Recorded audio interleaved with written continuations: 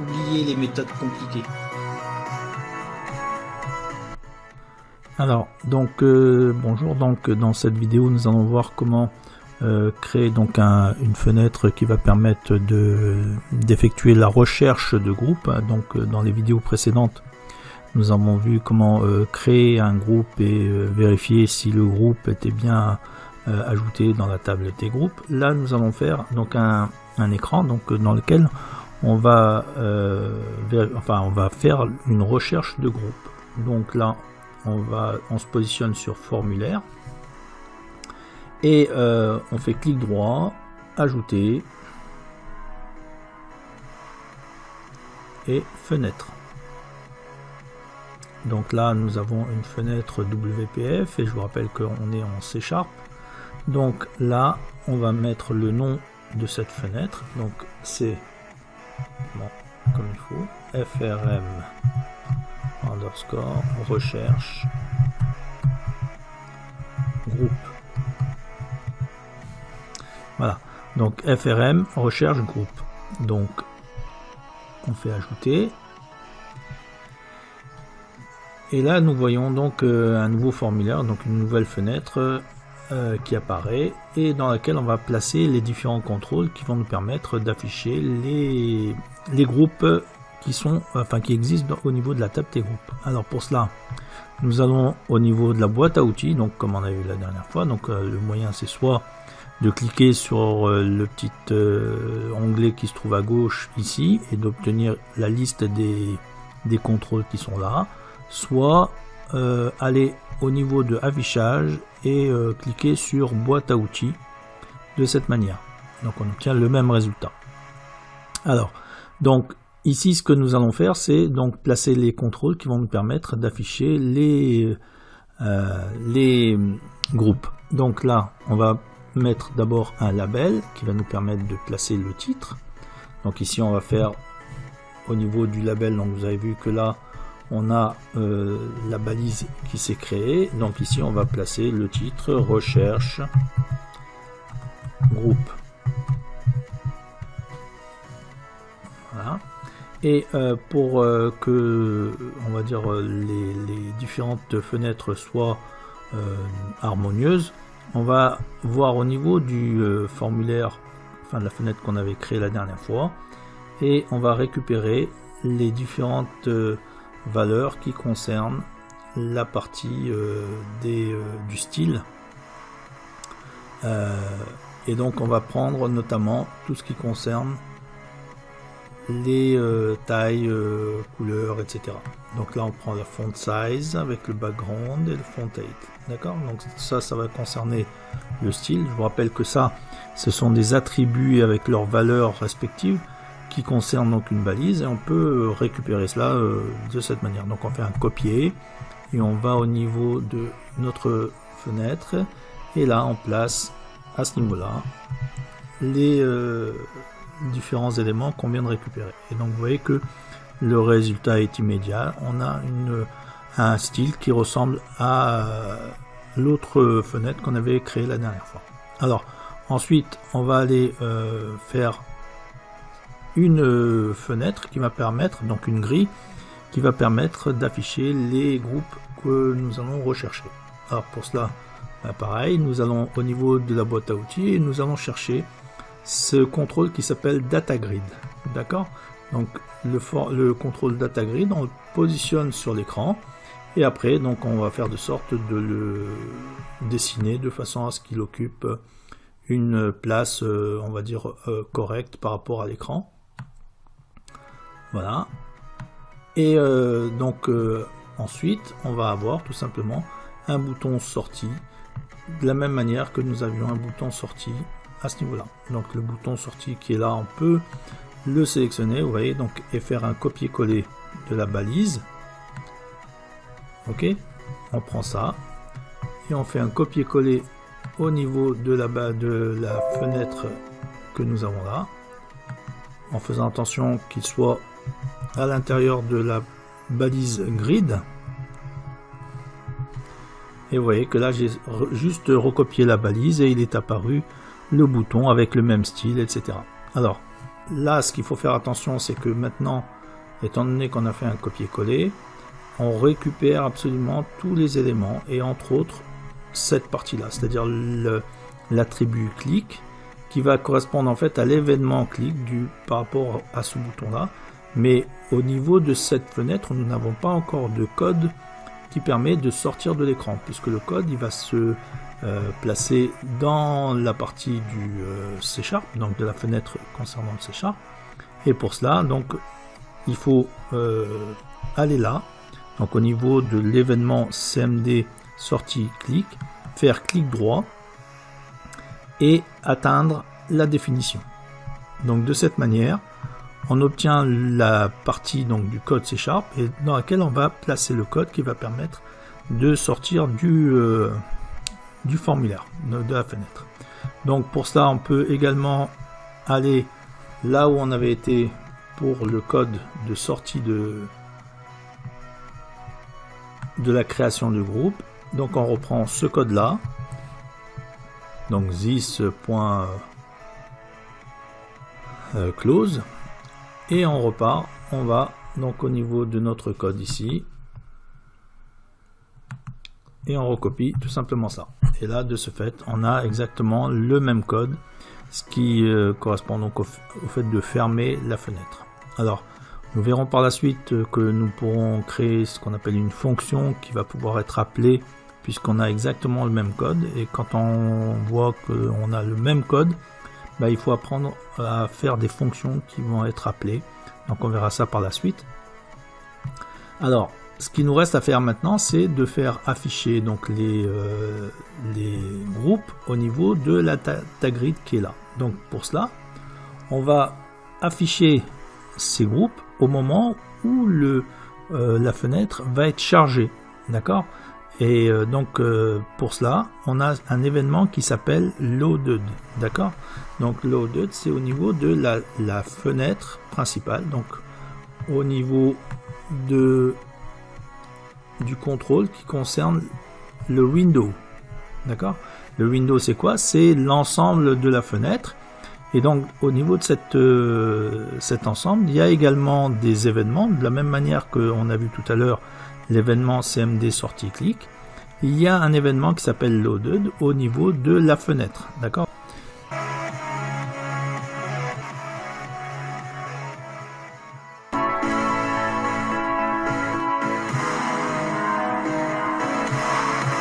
Donc ici nous avons un événement loaded, d'accord, et qui va en fait traduire le chargement de la fenêtre. D'accord ? Donc ici nous allons mettre tout simplement donc le nom de l'événement, window loaded. Voilà. Et donc à partir de là, on fait un clic droit, atteindre la définition, et on obtient donc la page de code, de la même manière qu'on avait eu la page de code pour ce qui concerne le CMD sortie clic. Là on a l'événement window loaded, donc c'est le chargement de la fenêtre. Ok, donc à ce niveau-là, on va mettre donc le code C# qui va permettre de charger les données du groupe, de chaque groupe qui existe dans la table des groupes. Alors, en fait, on va avoir exactement les mêmes choses que ce qu'on avait fait pour la vérification lorsqu'on avait saisi un groupe.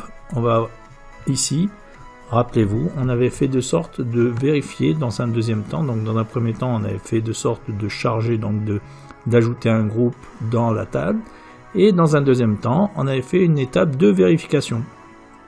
Alors, tout cela, on va pouvoir s'en servir. Alors, de quoi on va avoir besoin ? On va avoir besoin en premier lieu de la connexion. Donc on va récupérer le code qui permet la connexion. Ok, donc là, le code qui permet de la connexion, c'était donc la chaîne de connexion, la définition de la connexion, donc l'objet vConnexion, et la connexion open. D'accord ? Donc l'ouverture de la connexion. Donc on prend ce code-là, on fait un copier, et on va au niveau du code de la recherche,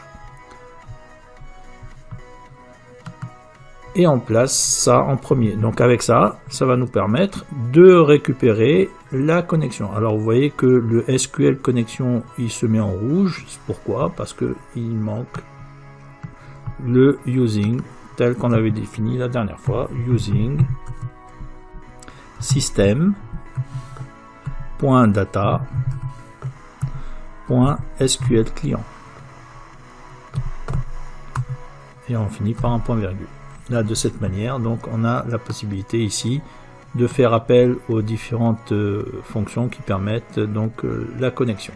Alors, dans un deuxième temps, on avait dit que on avait besoin de définir une commande. Donc, de la même manière, on repart dans notre code qu'on avait fait la dernière fois.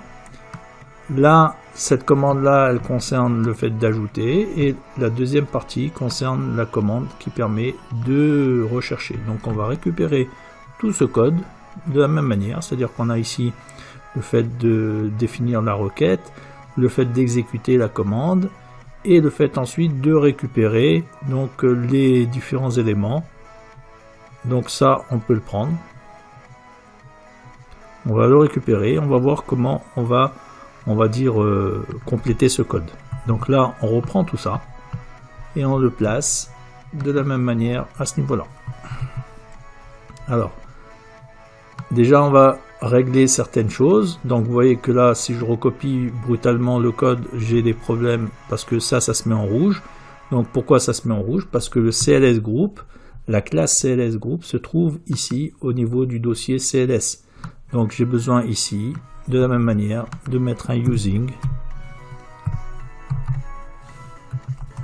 Donc le using réussir, donc c'est le dossier principal, et ensuite le dossier CLS.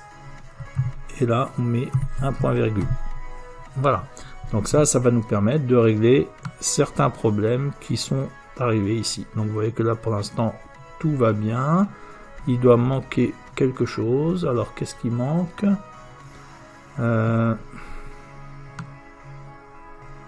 Alors,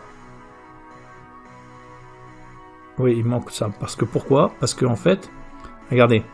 Donc là, on avait récupéré le code brutalement. La dernière fois, lorsqu'on avait fait la vérification, c'était pour vérifier si la table avait bien le groupe qui avait été enregistré. Or, dans cette fenêtre ici, pour faire la recherche, on n'a pas besoin de critères pour l'instant.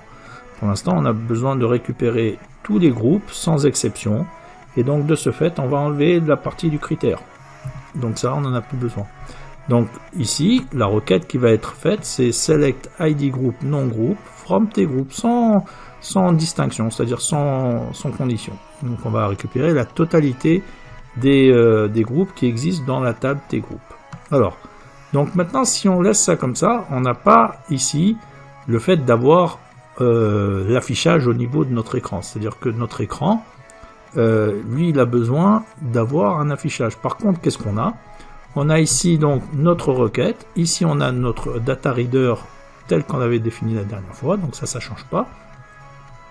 Ici on a une liste, donc une liste d'objets groupes, et là on ajoute les différents objets dans la liste de groupe.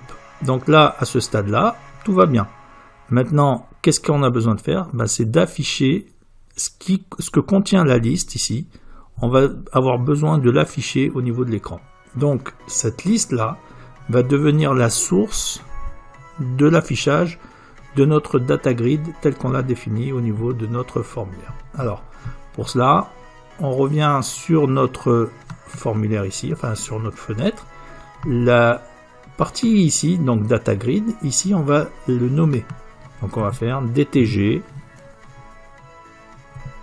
Alors donc on va définir le name, donc la référence, et on va l'appeler dtg recherche groupe. D'accord? Donc là, en fait, cette zone-là, donc la grille, elle va avoir comme nom dtg recherche groupe. Donc, la liste de notre requête tout à l'heure, là, cette liste-là, va devenir la source de la data grid qui est là. Donc là, qu'est-ce que je vais faire? Bah regardez, on va prendre tout simplement là, au lieu d'avoir ce message là tel qu'on l'a ici, puisque là c'était pour voir si l'enregistrement a été créé ou pas. Alors on va revoir un peu, on va dire, la syntaxe de cette partie là.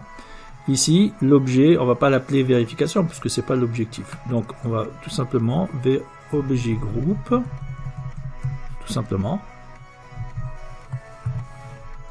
et donc on va modifier cela, on va modifier cela et on va modifier cela.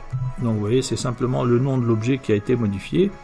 Alors ensuite, comment on va vérifier que la liste peut être affichée? C'est si le nombre, donc le count, est supérieur à 0. Donc on va définir ici la condition. Et là, on va mettre donc notre grid. Donc là, on va faire this, qui est la fenêtre en cours. This DTG recherche groupe, d'accord? Point item source. Alors, on va voir items source, le voilà. D'accord? Donc la source de cette data grid va être égale à quoi? Elle va être égale à notre liste. C'est-à-dire qu'en fait, la liste d'objets va se déverser dans la data grid et on va voir s'afficher normalement l'ensemble des groupes qui vont se trouver au niveau de cette grille. Alors, on va débugger et on va lancer le code.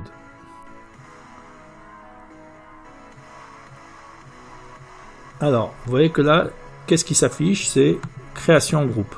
Bon, donc nous, ce qu'on veut, c'est faire de sorte de voir tout de suite la fenêtre de recherche de groupe. Donc, qu'est-ce qu'il faut faire? Il faut aller dans app-xaml, d'accord?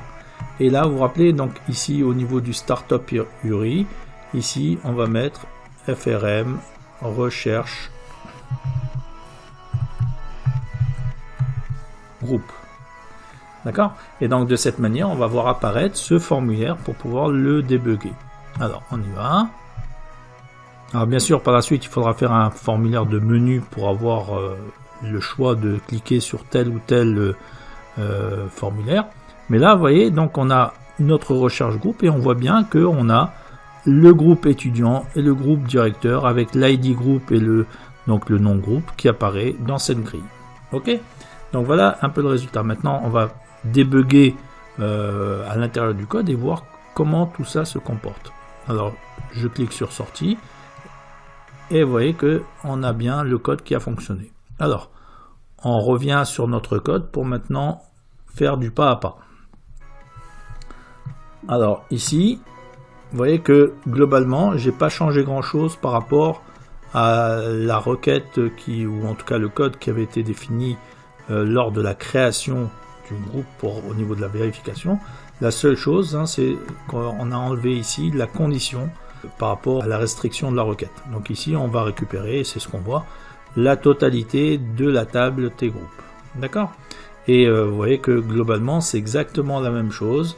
À quelque chose près, c'est que là, on fait de sorte que l'affichage, d'accord, corresponde à la source et qui est en fait la liste des groupes. Donc, on va mettre un point d'arrêt ici pour vérifier un peu ce qui se passe, d'accord. On met un point d'arrêt là et on démarre, d'accord. Et là, vous voyez que en fait, le formulaire ne s'est pas encore affiché. D'accord, puisqu'il n'est pas encore là à l'écran. Par contre, il y a déjà du code qui est déclenché, puisque c'est au niveau de l'événement Window Loaded que les choses se passent. Donc, on continue, on fait F11. Là, on récupère donc la chaîne de connexion. Là, on récupère la connexion. On ouvre la connexion. Donc, on ne va pas revenir sur ce qu'on avait dit sur les différentes vidéos précédentes. Là, on définit notre requête, enfin notre commande.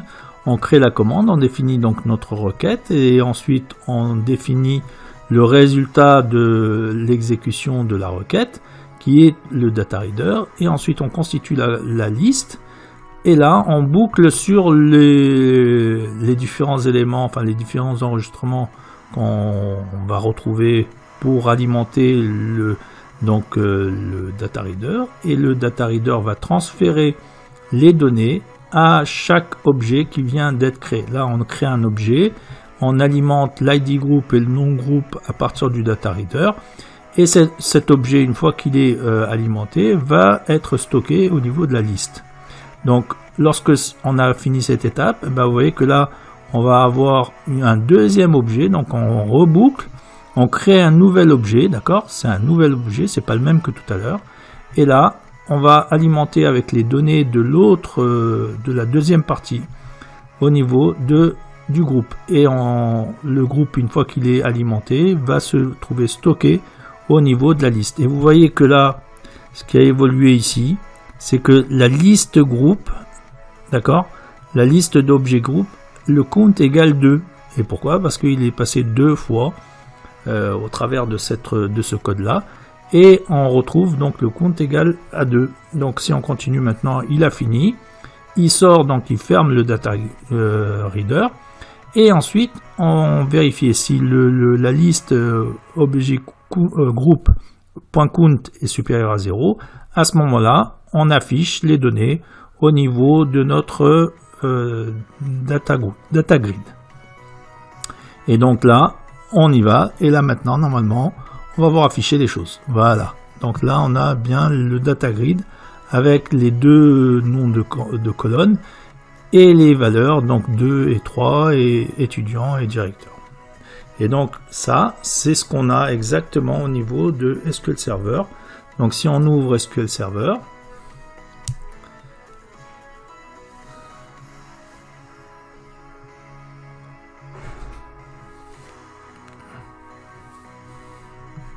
voilà, on se connecte.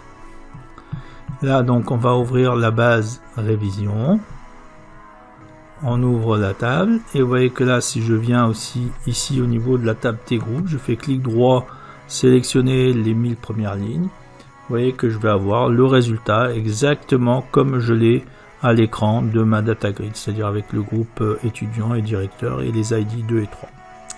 Donc voilà un peu le résultat pour la recherche. Donc vous voyez que ça va relativement vite maintenant, du fait qu'on a vu en fait le principe. Vous voyez que globalement on refait les choses quasiment à l'identique avec des modifications, on va dire ponctuelles. Mais on verra par la suite comment on va factoriser ces différents éléments, puisque en fait l'objectif c'est d'écrire du code qu'une seule fois. Et donc ça va nous permettre de synthétiser un maximum l'écriture de code qui est recopiée plusieurs fois. On verra ça par la suite. En attendant, je vous remercie et à bientôt.